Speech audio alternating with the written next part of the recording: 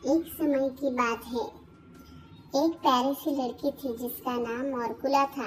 उसकी सौतेली बहन हेलेना और सौतेली माँ उसे बहुत परेशान करती थी। एक दिन ठंडी के सर्दी के मौसम में वो हेलेना जो है वो मॉर्कुला को बुलाती है और कहती है, जाओ जंगल में और मेरे लिए वॉलेट के फूल लेकर आओ। मॉर्कुला डरते हुए कहती है, लेकिन अभी तो चारों ओर बर्फ जमी हुई है, वॉलेट के फूल कैसे मिलेंगे? बर्फ के सीजन में जंगल में तो नहीं आ सकते हैं। पर हेलेना ने गुस्से से कहा, अगर तुम फूल नहीं लाई तो मैं तुम्हें डंडा लगाऊंगा, मैं तुझे मारूंगी।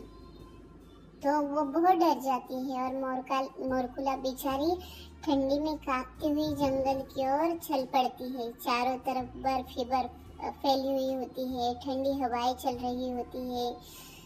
वह चलती रही और वो बहुत रो रही थी, पर उसे कुछ समझ नहीं आ रहा था। पर फिर भी उसके पास कुछ चारा ही नहीं था, ऑप्शन ही नहीं था, इसीलिए वह चलती रही जंगल में। और अचानक दूर उसे एक रोशनी दिखाई दी और वह उस रोशनी की ओर बढ़ गई। जब वह पास पहुंची तो उसने देखा कि पहाड़ की चोटी पर एक बड़ा सा आदमी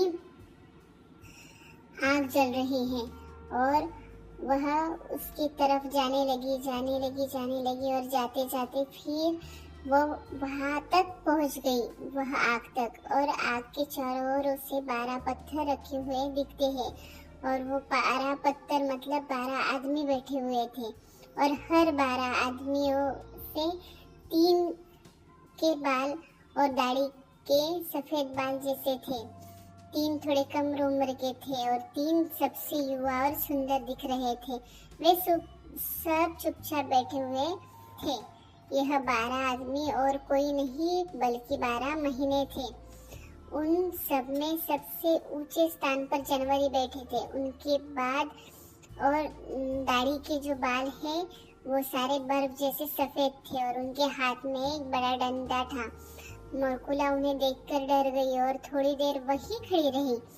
पर उसने साहस जुटाया और धीरे धीरे आगे उनके पास जाकर बोली, कृपया सज्जन लोगों, मुझे अपने आग में हाथ गर्म करने दीजिए।